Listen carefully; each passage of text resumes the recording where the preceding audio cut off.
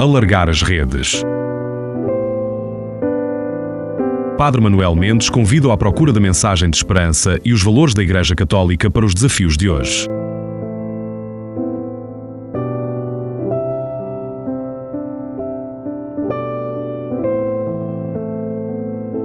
Muito boa tarde, senhores ouvintes da Rádio Voz dos Moris e do Alargar as Redes. Boa tarde também, Luís. Vamos continuar então agora neste mês de agosto a nossa apresentação de 4 santos. Vamos fazer agora o segundo, que nos são propostos pela Igreja durante este mês de agosto e que podem ser inspiradores, porque são exemplares, as suas vidas é exemplar na vivência da fé, no tempo em que viveram e também para cada uma e cada um de nós hoje, porque o grande chamamento, a grande vocação do cristão é exatamente a vocação à santidade, e é o próprio Deus que nos faz santos. Falta perceber como é que nós deixamos Deus de facto santificar-nos.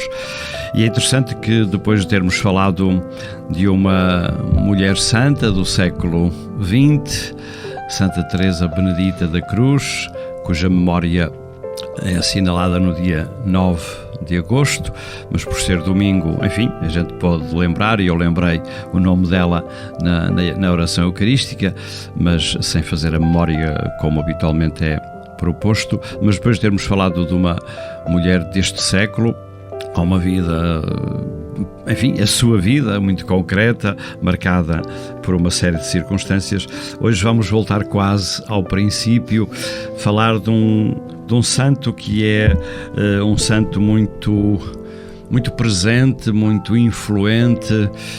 No meu pequenino livro sobre o São Lourenço, quem o escreve é também um Lorenzo Gomes, e que diz que de facto se o avô dele, se já um bisavô, aceitava ser padrinho de um rapaz desde que ele se chamasse Lourenço, e portanto ele na própria família são muitos Lourenços, porque de facto é uma figura, vamos dizer, omnipresente na história. Há coisas muito interessantes sobre o São Lourenço. Estamos a falar de um santo do século III e portanto seria interessante, antes de avançarmos com alguns momentos concretos da sua vida, que nos situasses exatamente nesse século III, porque esta história da Igreja não foi assim tão pacífica como às vezes parece, e os tempos não seriam assim tão fáceis nessa altura, de modo diferente do que é hoje. Portanto, Luís, vamos começar exatamente por aí, por tentar situar este São Lourenço no seu tempo, na história concreta em que viveu. Muito boa tarde, Padre Mendes, e muito boa tarde também aos nossos ouvintes. Realmente, esse deve ser sempre o primeiro ponto de partida e principal ponto de partida quando abordamos a história de alguém, seja ele quem for, ele ou ela quem for, e se a queremos compreender com a profundidade e com a objetividade que esse exercício exige, porque não há, como já temos vindo a dizer em diversas circunstâncias, o Padre Mendes acabou de certa forma de invocar essa ideia.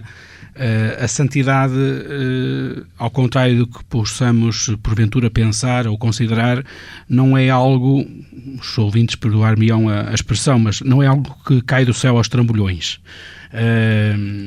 É algo que acontece ou que se verifica num exercício permanente na vida destes homens e destas mulheres concretos, nos momentos concretos dessas mesmas suas existências, em que eles vão fazendo esse permanente confronto, como dizia também há 8 dias, esse diálogo, esse confronto, às vezes duro, entre aquilo que é a proposta, aquela que é a proposta do Evangelho e aquela que é a circunstância concreta que lhes é dado viver.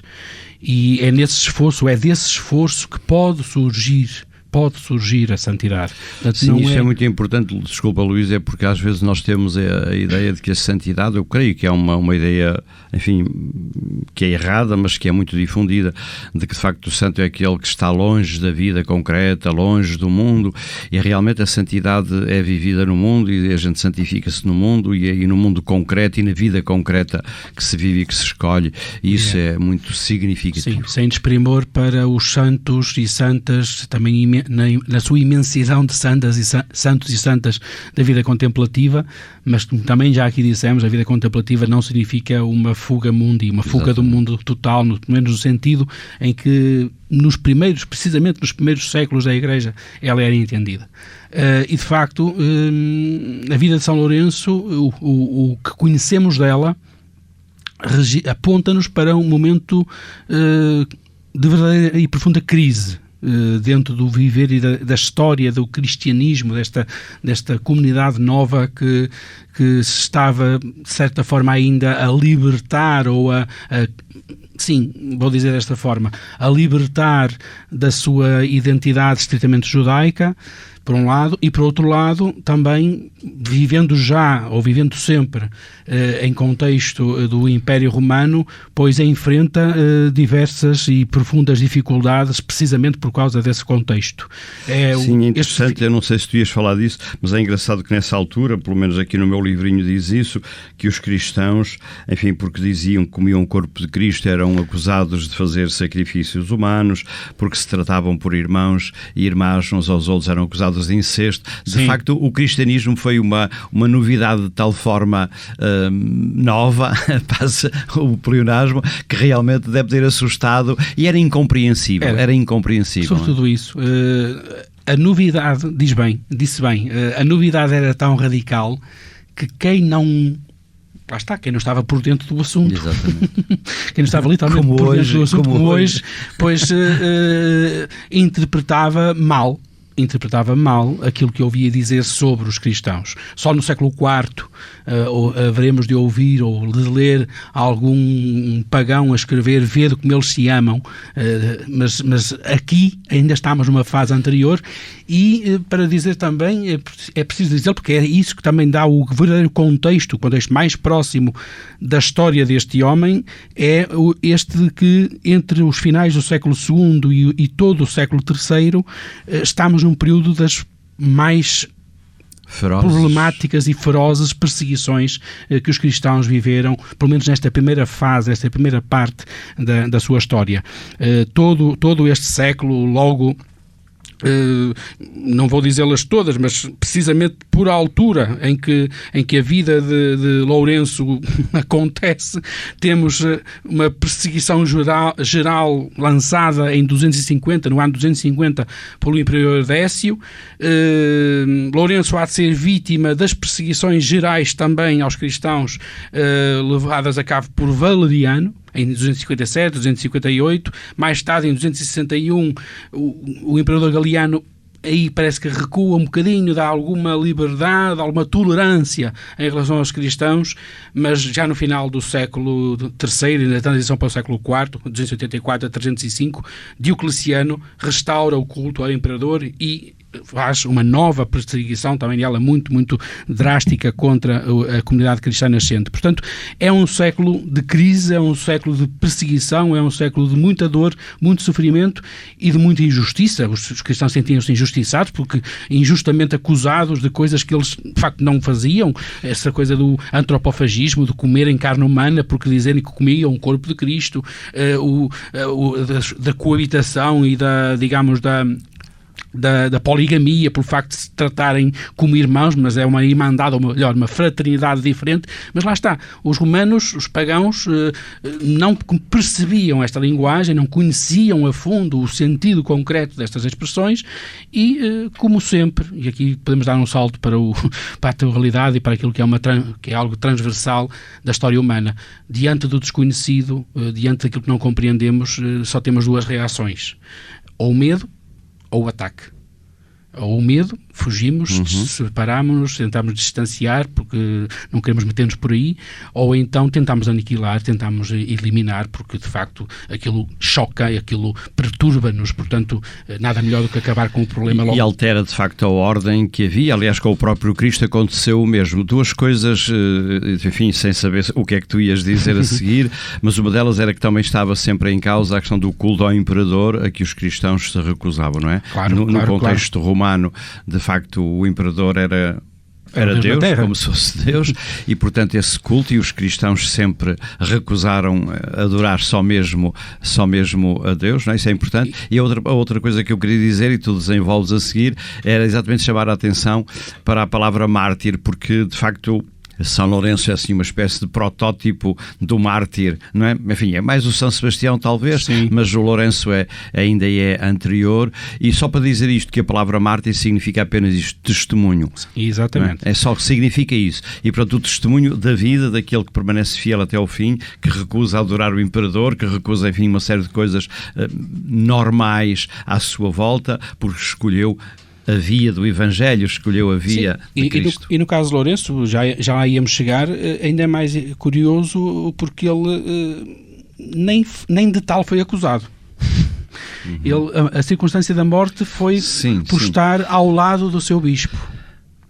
E isso é muito interessante. Ou seja, nem sequer foi por renegar, ou melhor, por ser forçado a renegar a fé e a recusar-se a renegar a fé. Foi mesmo por ser quem foi. Por assumir a sua identidade como diácono do Papa, já lá iríamos, e nessa circunstância o Papa morreu e ele acaba por morrer com o Papa, quer dizer, por estar ao lado dele, quer dizer, isto é muito interessante, é muito belo ao mesmo tempo. Mas sim, são tempos e é importantíssimo que sublinhemos esta questão do verdadeiro sentido da palavra martírio, porque também não podemos confundir, eu uso esta expressão nas minhas aulas para ajudar os meus alunos a perceberem melhor, e faço aqui também aos microfones da rádio, porque tenho a esperança que seja mais fácil assim a entenderem.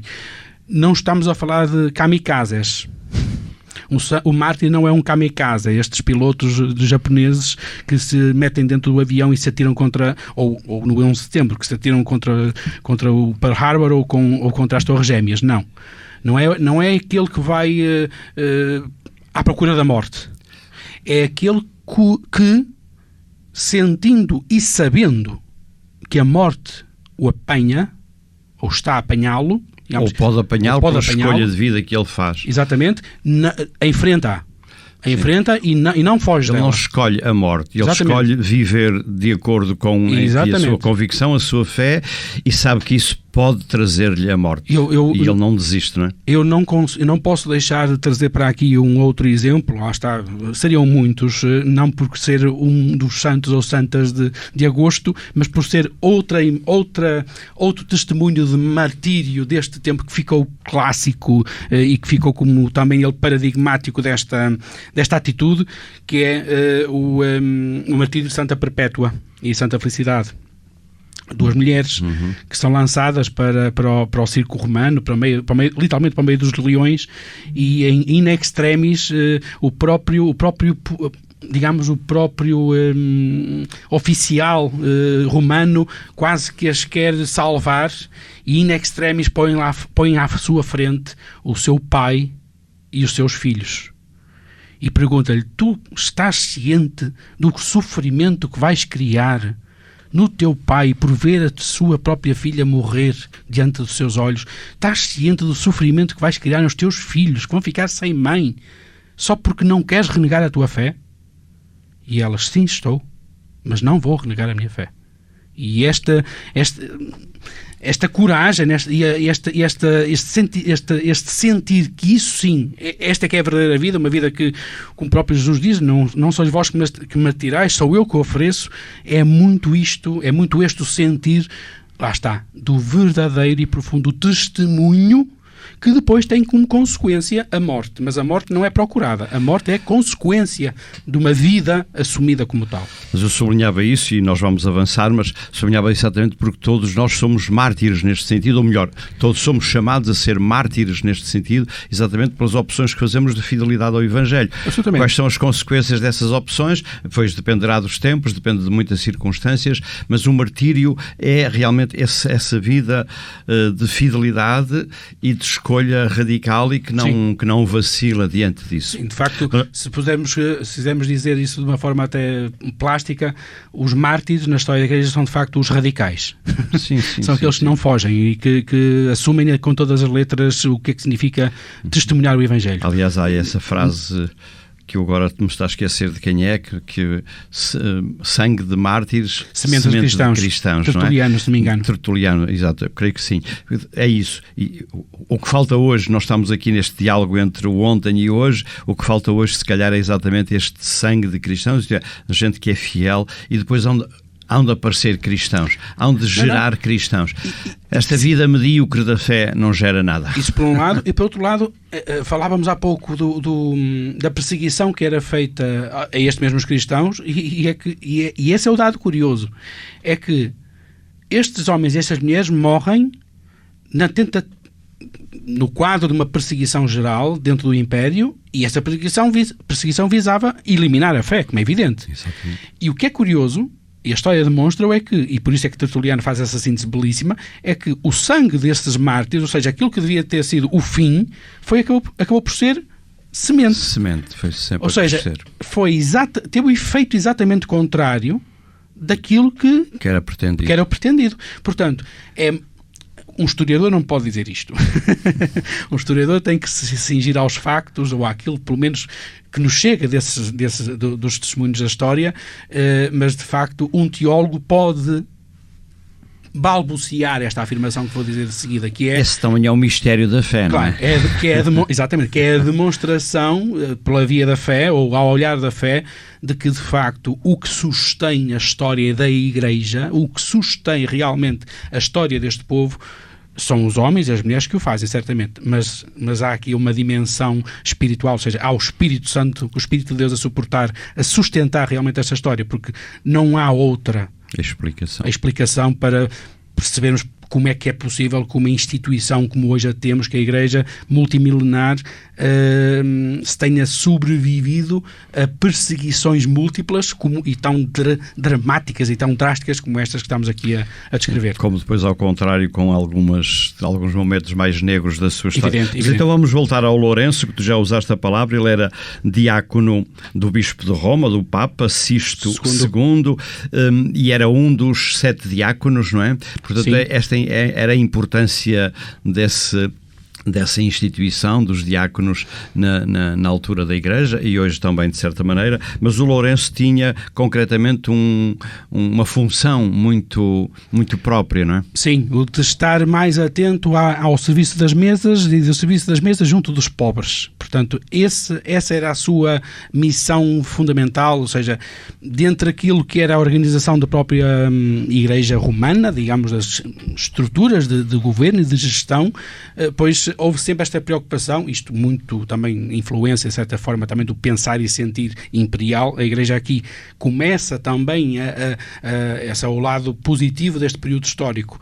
A Igreja começa, no bom sentido, a imitar algumas estruturas administrativas, ou começa a ganhar alguma organização interna. Sim, ou a perceber que precisava de alguma organização para poder corresponder à missão que lhe era confiada. Exatamente. Aliás, a questão dos diáconos vem dos Atos dos Apóstolos, exatamente esse cuidado com os pobres, sim, com as viúvas. Com as viúvas, exatamente, dar uma resposta concreta. Lá está, eu digo sempre, os ministros, já aqui o dissemos, há uns programas atrás, os ministérios dentro da história da Igreja e na Igreja não nascem para dar poder a ninguém.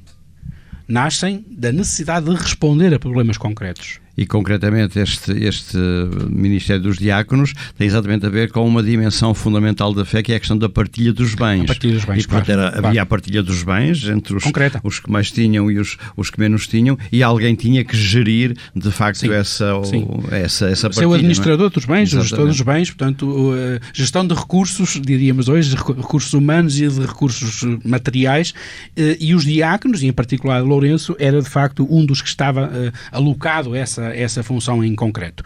E ele, como eu dizia há bocadinho, de facto, o que marca o seu martírio, digamos assim, é esta proximidade muito particular que ele tinha para com o seu Papa, o seu bispo, que ao mesmo tempo era, digamos, Papa, por ser bispo de Roma, essa é a questão. Como hoje, exatamente, e que, portanto, acaba por, como ele e com ele, padecer também do mesmo suplício, padecer também do mesmo martírio. E isto é muito interessante, como eu dizia na introdução, de facto, desta colagem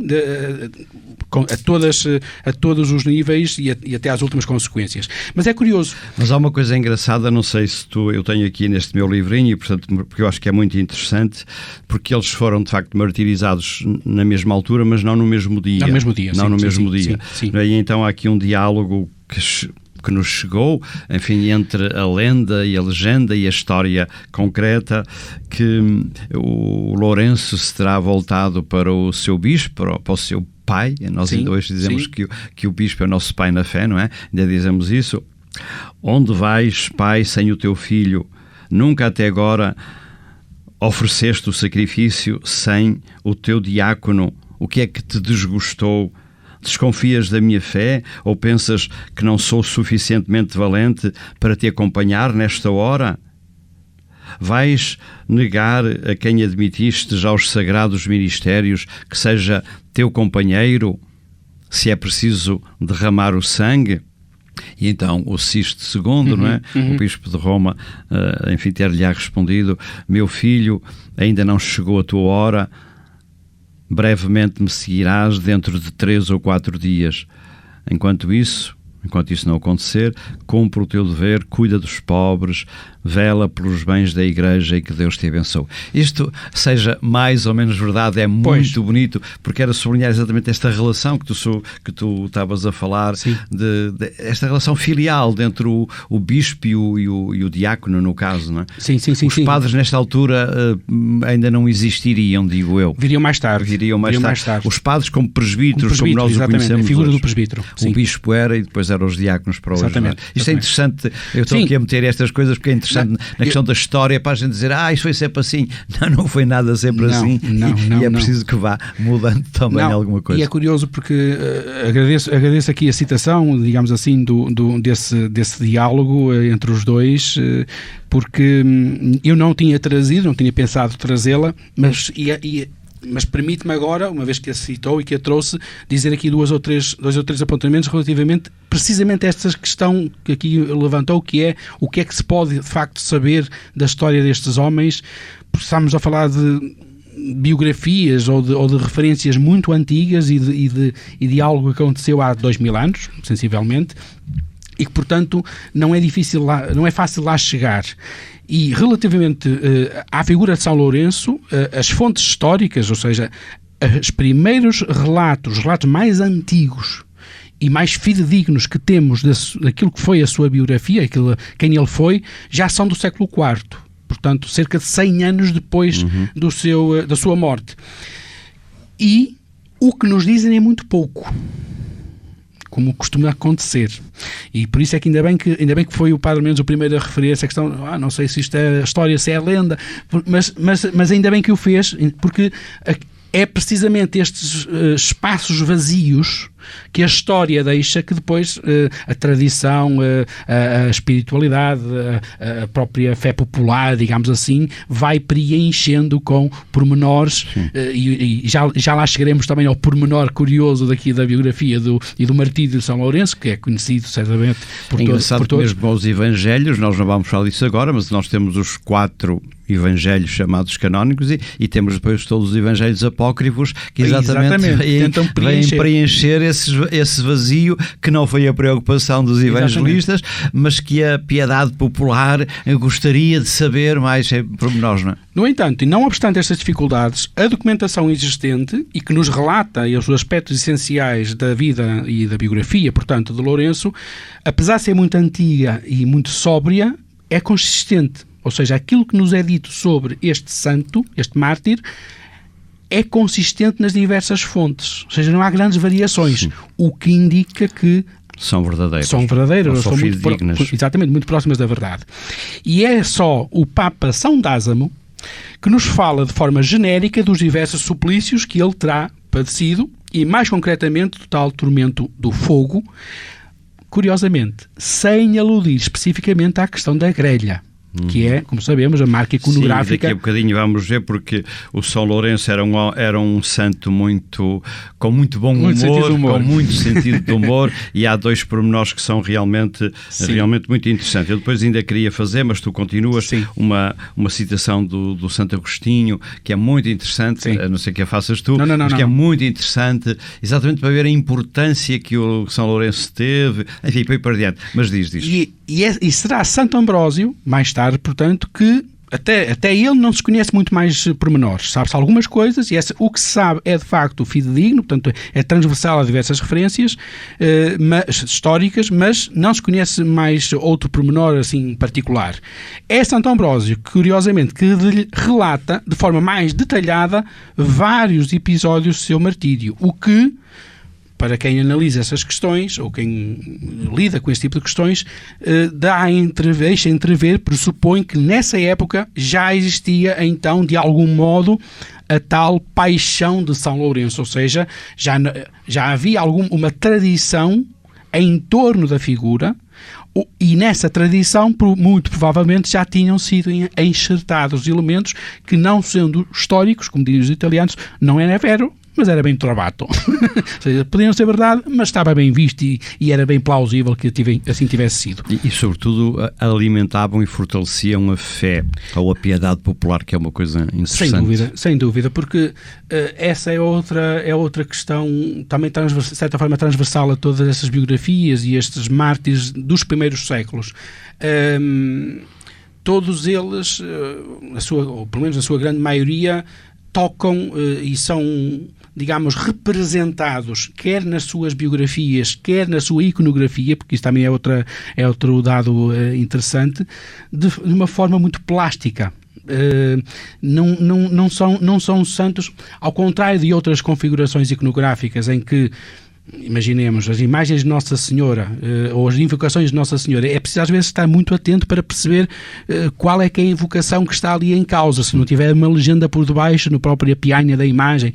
Uma Nossa Senhora das Dores, numa terra pode ser uma Nossa Senhora das Dores, na terra ao lado é uma Nossa Senhora dos Aflitos, e por aí adiante. Uma Nossa Senhora da Boa Viagem pode ser Nossa Senhora da Boa Esperança. Quer dizer, não há grande alteração iconográfica, os elementos não são muito definidos. Aqueles elementos que nos ajudam a identificar uma imagem, isso é uma questão interessante. Exatamente. Que já lá vamos, mas isso é muito importante. E no caso destes mártires, eles são muito bem... É clarinho, é clarinho. Olhas para ele, ok, já percebe-se perfeitamente como é que aquele homem, como é que aquela mulher morreu. A forma como a tradição encontrou de plasticamente representar o dia natális, o dia do nascimento para Deus e para a glória daquela pessoa, fica muito... E isso ajuda... também explica de certa forma o seu sucesso, a sua fama, porque de facto mais rapidamente e mais facilmente o povo comum, que percebe nada, entre aspas, deixem-me dizer desta forma, de iconografia, mas vê um santo agarrado a uma grelha, rapidamente identifica com... E sobretudo que não lia propriamente as histórias, não é? Portanto, não sabia ler, mas de facto havia uma representação viva que entrava pelos olhos dentro e que imediatamente identificava de facto o santo. Mas vamos então a esses dois momentos da história, não sei se queres dizer alguma coisa, que era um dos objetivos do imperador de Roma e de quem em nome dele fazia estas tropelias, era exatamente também apanhar, roubar, digamos assim, os bens da Igreja, porque supostamente a Igreja era muito rica para aqui e para acolá e queriam de facto esses bens. E como São Lourenço era de facto o responsável dos bens da Igreja, já depois da morte do Papa Sisto II, uns dias depois, então aconteceu esse momento. Se quiseres avançar já por aí. Sim, podemos ir por aí. É que, de facto, esta perseguição de Valeriano é explicitamente dirigida, ou particularmente dirigida, aos bispos, aos diáconos e aos presbíteros, aos poucos que já poderiam já existir, mas neste tempo ainda seriam muito poucos, certamente, mas também aos cristãos com particulares capacidades financeiras, vamos dizer-lo desta forma. E ele, ao ver que, de facto, Lourenço era um diácono, primeiro, logo por aí, tinha que morrer, fazia parte da estrutura. E ainda por cima, passa a expressão, responsável por distribuir os bens, lá está, o imperador estava de fora, não entendia muito bem a origem desses mesmos bens.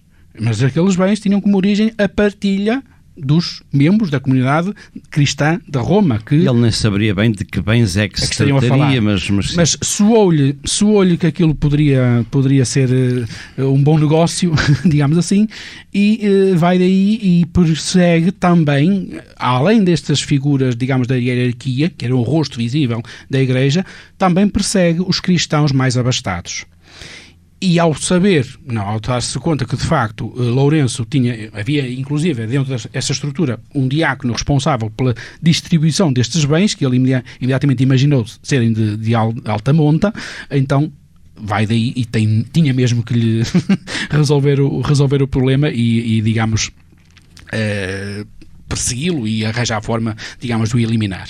O que é certo, e por isso é que Lourenço, depois da morte, depois do martírio do seu bispo, é preso, conduzido perante, e agora sim, o tal momento interessante, que faz parte da tradição, conduzido perante o imperador, que lhe exige, então, contas desses mesmos bens que administrava, para perceber quanto é que poderia ser ali o pecúlio, digamos assim. E que o manda trazer esses bens e manda entregar esses bens. Lourenço pede-lhe algum tempo para apresentar essas contas e esses mesmos bens e não faz nada mais do que... E parece que pede mais, parece que lhe pede carros e pessoas para o ajudar a recolher, que eu acho isso muito interessante, não é? Sim, ele conseguiu, vamos dizer, enganar o imperador, isto é dizer, muito bem, então eu vou recolher, mas olha, preciso de carros, preciso de pessoas para me ajudar a fazer, porque é muita coisa e portanto eu tenho que trazer. E reúne nada mais nada menos que os pobres da cidade de Roma. Recolhe sensivelmente, fala-se de cerca de 1.500 pobres, portanto imaginemos agora sem abrigo, abandonados, estropiados, enfim, tudo o que possamos imaginar que seria, deixem-me dizer desta forma, olha, para usar uma expressão do pai Américo, o lixo das ruas de Roma, que também já havia, claro, daquele tempo, e apresenta-os de novo, ele à cabeça, vem a procissão atrás daquela literalmente uma procissão, multidão sim, de gente atrás dele, e apresenta-se de novo diante do imperador, acompanhado por estes homens e mulheres, esta imensidão de gente, e diz ao imperador: estes são os nossos tesouros. Estes são os tesouros da Igreja. Estes são os tesouros da Igreja. Que é uma frase fabulosa, porque ainda hoje os pobres são o maior tesouro da Igreja, sim, ainda que a gente não saiba muito bem como é que há de fazer, mas sim, estes são os tesouros da Igreja. E isto naturalmente teve consequências. Claro, o imperador não achou piada nenhuma à piada, manda-o açoitar, é dilacerado e queimado com placas incandescentes, mas ainda assim sem resultado. No momento de sua morte ainda chega a converter um soldado, um romano, o próprio soldado chamava-se Romano, que é imediatamente também martirizado com ele. Faz-nos lembrar certamente, e agora lá está, se é dado da história, se é dado da lenda, mas sempre podemos aqui identificar várias colagens com o próprio crucificação de Cristo. Estavas a pensar no bom ladrão. No bom ladrão, claro. Seguem-se 9 suplícios até que é tomada a decisão de o condenar ao tormento da grelha. E agora sim. E essa história da grelha é de facto uma história também ela muito interessante para já, porque de facto São Lourenço aparece com uma grelha e lá está, se a gente entra numa igreja como a Igreja de São Lourenço no Porto, onde estivemos a quando da peregrinação vicarial, depois no final das visitas pastorais, depois a gente identifica logo rapidamente o São Lourenço como o santo. Condenado na grelha, ser assado lentamente sobre o fogo até expirar. Acho que os nossos ouvintes só... nem nas piores... faço aqui um parênteses. Alguns conhecerão uma série de filmes, não sei se está continuada, que era o SAW, S-A-W, que era uma coisa maquiavélica de alguém se divertia a fazer os outros sofrer e então encontrava as formas mais, enfim, estapafúrdias, passa a expressão, de fazer... Mas cruéis. E cruéis também, de fazer sofrer aqueles que caíam nos seus esquemas. Poucos esquemas poderão ser mais cruéis do que este de amarrar um homem a uma grelha e deixá-lo arder e assar lentamente. É das coisas, de facto, uma crueldade, enfim, inenarrável. E o que é certo é que no meio desse terrível suplício, o pobre do Lourenço teria ainda forças para dizer aos seus algozes, e agora vem a piada, já me podem virar e comer da parte que estava assada. Já me podem virar... Sim. Ou já podem virar, que deste lado já estava assado, e depois as traduções variam um bocadinho. Exatamente. Mas é muito interessante, essa ironia, esse bom humor que, enfim, que nós acreditamos porque é que ele é dito, mas que sim, de alguém que no maior tormento e sofrimento mantém o humor. E que está ao nível de, há bocadinho falávamos de Santa Perpétua e Santa Felicidade, claro. Está ao nível dos cânticos, que elas também sendo martirizadas enquanto estavam a ser comidas pelos leões, literalmente, pois cantavam a Deus, louvavam a Deus. Como de muitos outros como relatos muitos outros, de paixões. Quer dizer, portanto, é esta... disse bem, ironia, mas ao mesmo tempo é a força. E sabemos, também sabemos, e está muito estudado, a força que dá o sentido do humor. O riso, a força do riso diante do mal, o sermos capazes de quebrar essa cadeia de negatividade, de ridicularizar o mal, não é? Exatamente, é uma forma de o vencer. Ainda que, por exemplo, voltando não a esse tipo de sofrimento e de tormento, mas a vantagem, digamos, a alegria que há às vezes quando visitamos uma pessoa doente que está profundamente doente e sentimos que ela está em paz, é serena, não digo que esteja a rir disso, mas que leva com alguma leveza, e isso é muito importante, porque isso normalmente é a força da fé, habitualmente é aquilo que vem lá de dentro e que nos ajuda realmente a enfrentar esses momentos difíceis. Isso é um testemunho que eu acho, por isso é que eu acho que é inspirador, mesmo que certamente nenhum de nós felizmente vá ser assado numa grelha, mas esta certeza de que no meio das maiores dificuldades não perdemos a serenidade, não perdemos a esperança, não perdemos o sentido da meta para onde caminhamos. Sim. Isso parece-me importante. Sim, e esta nota, lá está, característica da biografia ou do martírio deste santo, foi isso que também permitiu fixar ainda melhor essa mesma tradição, essa mesma memória, e foi isso que, em meu entender, creio que não estou a dizer nenhuma asneira, poderá justificar o acolhimento e como dizia bem, a memória e a vastidão, digamos assim, do seu exemplo e dos relatos e dos exemplos, digamos assim, de marcas desse mesmo testemunho, quer desde o início, na forma como a própria comunidade de Roma acolheu, quer depois, ao longo dos séculos, para as múltiplas catedrais e igrejas que foram sendo construídas em sua memória e que se expandiram por todo o mundo, inclusive também chegando aqui em Portugal, em qualquer igreja, sim.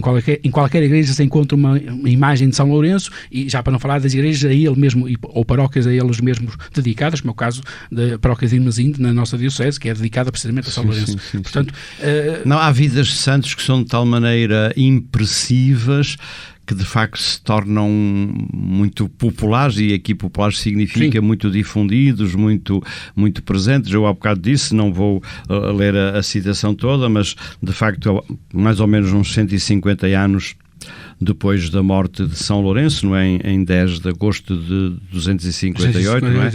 O Santo Agostinho, já bispo de Hipona, num dos 4 sermões que dedicou a São Lourenço, portanto, significa que de facto era uma figura muito presente e muito importante.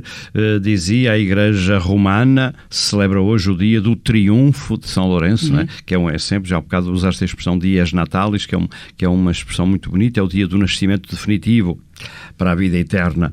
Nesse dia São Lourenço pisou o mundo que estremecia, isto é, que o fazia, enfim, viver, digamos assim. Eu estou a traduzir diretamente do espanhol, peço desculpa por esta presunção. Desprezou o mundo que o matava, e nestas duas situações venceu o demónio que o perseguia. Estais habituados a ouvir que ele exercia o ofício de diácono naquela igreja, nela distribuiu o sangue sagrado de Cristo, porque o diácono era também aquele que distribuía de facto a comunhão. Nela, pelo nome de Cristo, verteu o seu próprio sangue e por aí por fora. Para dizer que, de facto, é uma figura muito presente na história. E do que é que ficaria, assim, a não ser que ainda possas querer dizer mais alguma coisa, mas o que é que ficaria desta vida de há não sei quantos séculos, estamos a falar do século III, e que nós hoje continuamos a venerar precisamente no dia 10 de agosto, a memória de São Lourenço. Exatamente, nós estamos a gravar na segunda-feira e, portanto, mesmo no dia da memória de São Lourenço. O que é que São Lourenço hoje, ou melhor, o que é que São Lourenço pode dizer aos cristãos de hoje? Como é que pode ser inspirador? Quais seriam aquelas, enfim, meia dúzia de coisas, mas isso não quer dizer que não possas ainda dizer alguma coisa de importante que eu não tenha sugerido ou perguntado, para que quem nos está a ouvir diga assim, bem, mas isso aconteceu há tanto tempo, o que importa para hoje, qual é o interesse para hoje? E este diálogo parece-me que é importante. A primeira nota que é a marca, eu gosto de dizer também que se os cristãos tivessem uma etiqueta como as peças de roupa, o nosso código de barras deveria, quando uma pessoa aproximasse daqueles aparelhómetros para identificar a peça, para ler, deveria de dar 3 resultados: fé, esperança, caridade. É um bom resumo, sim. E a caridade, de facto, é a marca da vida deste homem. Enquanto diácono, foi posto ao serviço da caridade, sendo-lhe atribuída uma missão muito específica, muito concreta, de repartir os bens, e, portanto, aqui uma caridade que é algo concreto, vivido como, não digo como profissão, mas como realização concreta de uma missão, de uma vocação, se quiserem. E isto é, de facto, uma marca de um cristão e, em concreto, a marca da vida e o testemunho de São Lourenço. Portanto, nós que ainda temos na memória de há 2 domingos a divisão e a partilha dos 5 pães e 2 peixes, de facto esta dimensão dos pobres e da caridade e da partilha seria então um primeiro desafio, um primeiro aguilhão, digamos assim, do São Lourenço. Aliado a um segundo, eu ia dizer em terceiro lugar, mas faz sentido se calhar dizê-lo já, que é a da justa e correta, equitativa distribuição dos bens. Porque estou a falar de São Lourenço, mas tendo por base o pensamento do Padre Américo e muitos outros santos e muitos outros autores. Nós muitas vezes estamos iludidos, ou somos iludidos em pensar que ser caridoso, e em particular para os pobres, é dar aos pobres aquilo que nos sobra. Ou seja, justiça distributiva. Quando, na realidade, aquilo que o Evangelho nos obriga ou nos exorta é uma justiça retributiva. É dar aos outros aquilo que lhes é devido. E, às vezes, dar aos outros aquilo que lhes é devido implica dar-lhes aquilo que mais nos faz falta a nós. Mas primeiro que a gente se convença de que os outros têm direito a algumas coisas, essa é que é uma parte difícil, digo eu. Esse é o problema. Esse é o grande problema. É perceber que o outro é pelo menos sujeito aos mesmos direitos que eu. Esse é o grande problema. O outro, ponto. Não importa de onde vem, da cor da pele, do que pensa, do que sente. O outro, filho de Deus como eu sou, mesmo que menos criado, de acordo com a minha fé, pode não reconhecer este Deus, mas se eu levo em consequência total aquilo em que acredito, aquele meu semelhante é um filho de Deus como eu, mesmo que ele não conheça o meu Deus. E isso é uma obrigação moral e ética fundamental, absoluta. Um pouco como dizia, lá está, é a inversão cristã da norma de ouro de Kant. A norma de ouro de Kant dizia apenas: não faças aos outros aquilo que não queres que te façam a ti. Aqui a norma cristã é: faz aos outros todo o bem que queres que te façam a ti.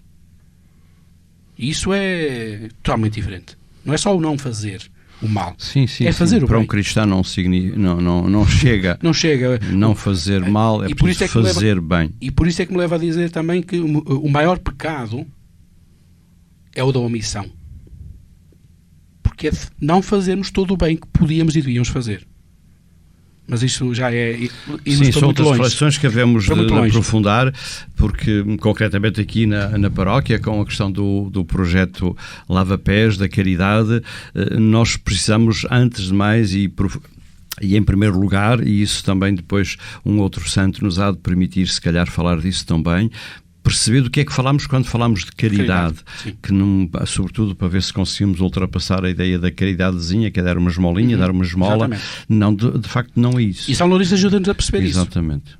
E ajuda-nos a perceber que este exercício de ser verdadeiramente caridoso no sentido do pleno do Evangelho, de fazer uma justa administração dos bens ao nosso dispor, porque, e no concreto, como dizíamos há bocadinho, ainda por cima, passa a expressão, ainda por cima, passa a expressão, mas sublinho-a e ponho-a negrito, ainda por cima sendo esses bens resultado, eles próprios, de um ato caridoso, de um ato de caridade da própria comunidade. Aquilo que não é nosso, então mais bem gerido tem que ser. Claro. Aquilo que não é nosso, ainda mais bem gerido tem que ser. Claro.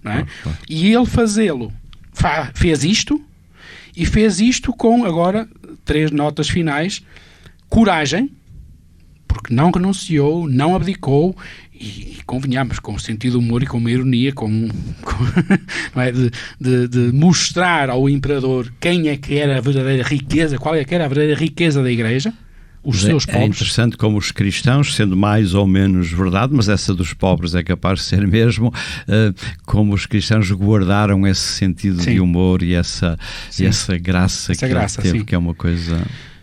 Numa total fidelidade ao ministério que lhe foi atribuído, que lhe foi confiado, portanto, o de servir às mesas, o servir a mesa do pão, do vinho, mas depois também servir a mesa dos pobres. Levar esse pão, esse vinho, essa vida nova para aqueles que mais dela precisam, e com algo em concreto. Não é só o alimento espiritual, o alimento material também. E a tirar as consequências. Celebrar a Eucaristia tem a consequência da nossa vida. Eu disse isso a propósito da tal divisão e partilha lá dos pães e dos peixes. Um cristão só pode ser eucarístico, e Eucarística é aquele que celebra a Eucaristia e que vive a Eucaristia. Isto é que deixa que a Eucaristia transforma a sua vida, não é? E não deixar de fazer isto tudo sem, também com uma... E daí o seu martírio, portanto, o seu martírio, e retomo e recupero o sentido explícito e concreto da palavra martírio, a sua vida também é um testemunho de fé, como eu dizia, de fé, de coragem, de caridade, de sabedoria, de capacidade de gestão, de fidelidade diante de um poder que é injusto. Não temeu, nem tremeu diante de um poder que ele sabia que estava sobre ele, digamos assim, que lhe é, enquanto poder, é a velha questão da distinção entre poder e autoridade. O imperador tinha todo o poder sobre a vida de Lourenço, mas não tinha nenhuma autoridade. Nenhuma. Ao ponto em que, de facto, Lourenço entregou. Não foi ele que lhe atirou, foi ele que lhe entregou a sua vida. Portanto, e fazer isto diante de um poder que é injusto, porque... como começámos a nossa conversa, não é? Porque deslia, porque desconhecia, porque temia essa seita que andava por ali a criar, a desestabilizar o culto, um modo de ser, e isso os imperadores romanos eram muito inteligentes, foram sempre muito inteligentes. Eles sabiam muito bem o poder de coesão, o poder de juntar, digamos, de agrupar o povo que a religião, fosse ela qual fosse, tinha. Eles sabiam que a argamassa que poderia, digamos, sustentar a comunidade, a sociedade, era de facto a fé. O império, no caso, não é? Exatamente, era de facto a religião. Sabiam dessa capacidade, dessa carga. E por isso é que tinham que ter também sobre a sua alçada. Sim, e neste momento, de facto, a religião ainda podia ser desestabilizadora, depois mais tarde hão de perceber que pode funcionar ao contrário. A seu favor e vice-versa. E a própria Igreja também se vai apercebendo que se não os consegue vencer, junta-te a eles. Ou seja, que de facto há ali houve ali opções ao longo do tempo que de facto foi feita uma colagem entre estes dois universos. Com Constantino, sabemos, não é? A partir de Constantino, este deve haver, nunca vamos saber que conta final é que isso dá, se foi bom, se foi mau, isso ninguém consegue. Estamos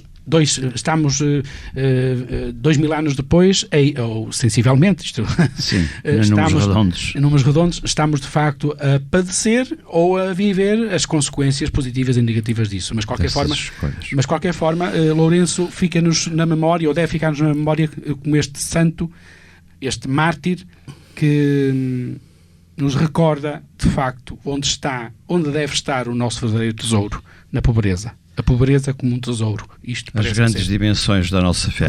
Muito bem, vamos terminar então aqui esta primeira parte do nosso programa. Falta-nos depois aquele acrescento por causa do domingo, e como noutros momentos, também hoje tu escolheste uma música que vai acompanhar ou terminar esta vida de São Lourenço. E que é uma demonstração daquilo que dizíamos há pouco, do acolhimento e da importância, da relevância que este mártir teve na história da Igreja, que levou a um grandíssimo, enormíssimo compositor como foi Palestrina a dedicar-lhe algumas peças, e é uma dessas peças que vamos aqui ouvir. Beato, ou Santo, ou Louva, ou Bendito Lourenço, é isso que aqui na interpretação de um estúdio de música antiga de Monte Real. Essa é a proposta. Ouçamos e tentemos deixar-nos elevar também para a música de Palestrina. Perceber como a música também traduz toda a intensidade desta paixão de São Lourenço. Deste martírio. Muito bem, vamos então ouvir.